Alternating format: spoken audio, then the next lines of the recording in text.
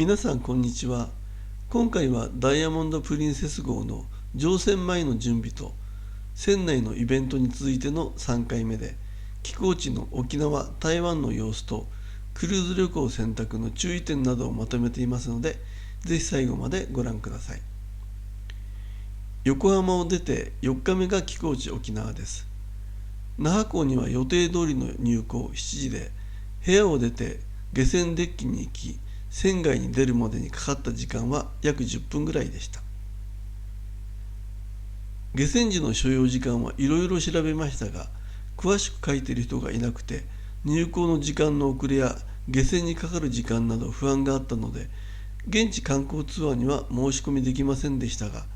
このくらいスムーズであれば心配なかったかもしれません。沖縄での過ごし方は、プリンセス号の寄港地ツアー1人$100から$150前後のものがあり、下船も優先で、5時までの乗船時間にも安心というメリットがあるので迷いましたが、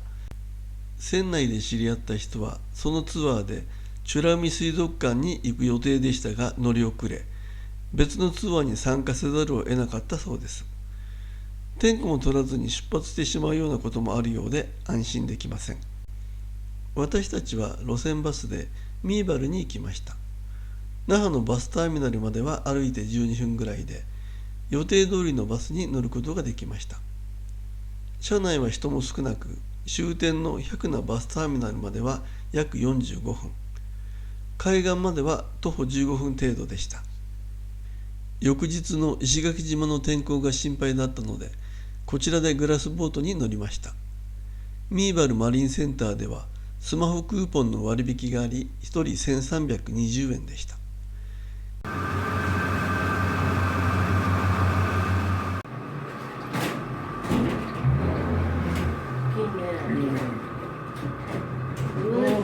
お、すごいすごい。やはり海はきれいで、魚もよく見られました。季節外れのせいか、他には乗客はなく貸し切りでした。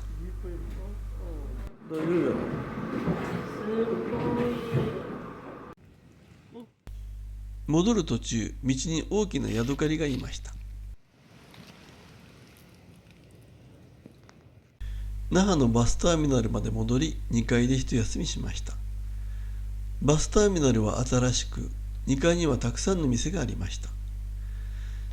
その後は国際通りで昼食です。事前に調べておいたユーナンギに行きました。どれも美味しそうで迷っていると、食べきれないと困るからといろいろ食べられる B 定食がいいと勧めてくれました。まだ食べられればまた注文してと言われましたが、満腹で追加はできませんでした。お土産も買い、ドンキで休憩の後、ユイレールで散策も考えましたが、天候も悪くなり、首里城の消失の後だったので船に向かいました。途中お寺があったので見学していたら、石垣島で予約をしていたレンタカー会社から電話が入り、明日はこちらには寄港しないということでよろしいでしょうかと言われびっくりです。どうも台風の影響で寄港しなくなったらしいとのこと。他のお客さんからキャンセルの連絡があったそうで、お寺の見学もそこそこに急遽船に戻りました。乗船時は多少混んでいましたが、それより明日の石垣島のことが気になり、確認すると、はい、石垣島には寄港しませんとあっさりです。台風では仕方ないのですが、こんなこともあるのですね。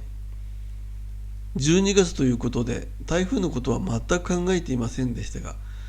乗船3回目の人で寄港できなかったのは今回で2回目という人もいました。石垣島の港湾税は払い戻しされましたが、LINE で何度もやり取りさせてもらった双葉レンタカー石垣島さんには申し訳ないことをしました。石垣島の寄港がなくなったので、沖縄一泊か台湾一泊になるのかななどと期待もしましたが、港湾の予約もあるのでそれは無理で、2日かけて台湾に向かいました。寄港地の滞在はどこも7時から5時ぐらいで、出港の30分前には乗船していないといけません。ですからあまり遠くや過密スケジュールは組めません。中には下船しないで船で過ごす人もいるようです。台湾の天気は曇りで、雨の予報もあり、沖縄より寒く感じました。台湾の下船は横浜の乗船時に渡しておいたパスポートのコピーで入国審査は済んでいて、前の日にその書類は船室に届けられていました。混雑もなく、クルーズカードとパスポートのコピーのみの提出でとてもスムーズでした。客室を出て15分ぐらいで済みました。出たところには臨時の両替所もあり、20人ぐらいの人が換金していましたが、混雑はしていませんでした。寄港地は台湾北部のキールンで、そこには昼でも開いている夜市などもあるので、一日中そこでもいいかと思っていましたが、出口ではたくさんのタクシーが待機していて、日本語のできる担当者が希望を聞いていました。私たちも声をかけられ、半日コースで8000円とのことだったので、10編に行ってもらうことにしました。ただ、両替してきた分は1万円ぐらいだったので、円での支払いが可能かと聞くと、その場で1万円を台湾ドルに交換してくれました。レートは4円なので相場でした。タクシーの運転手は日本語を話すことができませんでしたが、iPad を使いこちらの要望を聞いてくれました。多少翻訳のおかしなところはありましたが、そこはお互いの歩み寄りで、なんとか千と千尋の神隠しのモデルとも言われている店まで連れて行ってもらいました。そこには日本の修学旅行の学生がたくさんいて、その添乗員の人に聞いたら、中でお茶が飲めるというので入ってみました。タクシーの運転手の人もそうでしたが、現地の人にとってはどうしてこんなに日本人が来るのか不思議そうでした。現に運転手の人は途中何度も人に聞いて、ようやく案内してくれましたので、初めてだったようです。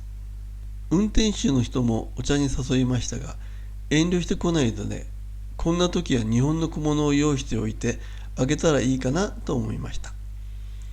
運転手の人は親切で、途中車を何度も止めて観光地を案内してくれました。最後はキールン妙高夜市まで送ってもらいました。キールンの夜市では調べておいた店を食べ歩きました。通りにいる人はほとんどクルーズの人で、地元の人に聞いてもわからないような店の場所を教えてもらえ助かりました。ちなみにおすすめの土産はパイナップルケーキと金香というお菓子でした。乗船時は少し混みましたが、苦になるほどではありませんでした。台湾を出た後は終日公開日が続きます。早起きの人は朝5時からホライゾンコートで食事ができます。朝のラジオ体操は7時半からで、14回デッキで始まります。ゲームは豆の袋投げや空欄当てゲーム、シャンパン輪投げ、曲当てクイズ、カーペットボール、巨大ジェンガ、パターゴルフなどたくさんあります。カルチャーも英会話、社交ダンス、コーラス、フラダンス、手芸など多彩ですが、その場で並んでできるものと事前申し込みが必要なものとありますので注意が必要です。ゲームの勝者には何らかの景品もあります。妻もクイズでコースターをもらいました。ダイヤモンド・プリンセス号のクルーは圧倒的に外国人ですが、皆さん気さくで片言の日本語で挨拶をしてくれます。部屋の掃除はいつも専属のスタッフがしてくれます。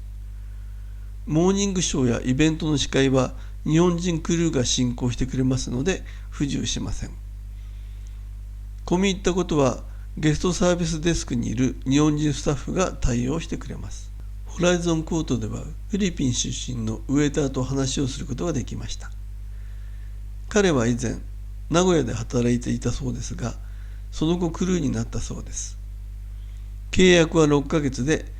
2ヶ月の休暇後再契約が可能だそうです。部屋は2人から4人の相部屋で、食事はまかない付き。本人曰く結構きついそうです。でも外国航路のクルーズ船などに乗れば世界旅行もできてお金も稼げて若い人にはいいかもしれません。横浜の下船は時間の希望を出しておかなかったので最も早い7時半でした。当日は5時に起きてホライゾンコートで食事を済ませ、すんなり下船です。宅配で送る荷物は前の日の夜に段ボール箱に詰めて外の通路に出しておきます。不要な手荷物も出せます。その時下船時に着る洋服まで詰めてしまい、パジャマ姿で帰る人も稀にいるようなので気をつけてください。私は配送サービス SG ムービングの往復利用を申し込みしておいたので、下船後荷物を受け取り、SG ムービングの集荷場までのわずかな距離をカートで移動し、荷物を渡すだけで翌日には自宅に送られてきました。このサービスについては利用の価値はあったと思います。詳しくは準備乗船編にありますので、そちらをご覧ください。今回私が申し込みしたのはベストワンクルーズというクルーズ専門の会社でしたが、申し込み時点ではクルーズに対して今の知識はなかったので、サービスや価格について詳細に他社と比較検討はしていませんでした。他社では往復の配送サービスを無料にしたりもしているので、遠方の人は検討の一つかもしれません。今回のクルーズで大きな問題はありませんでしたが、あえて取り上げれば乗船時間より早く乗船できる可能性があること、専用のネックホルダーがあること、現地で両替ができること、担当者も乗船していることは事前に教えてほしかったと思いました。今回クルーズを終えて結論から言うと大満足でした。また行きたいかと聞かれれば、ぜひ行きたいと思います。ただし次回はもう少し暖かい時期がいいと思いました。ダイヤモンドプリンセスにはリピーター割引もあります。これは旅行会社に関係なくありますので、次回があれば他社との比較検討は十分にしたいと思います。最後に、コロナが収束してクルーズが再び人気を取り戻せるように願います。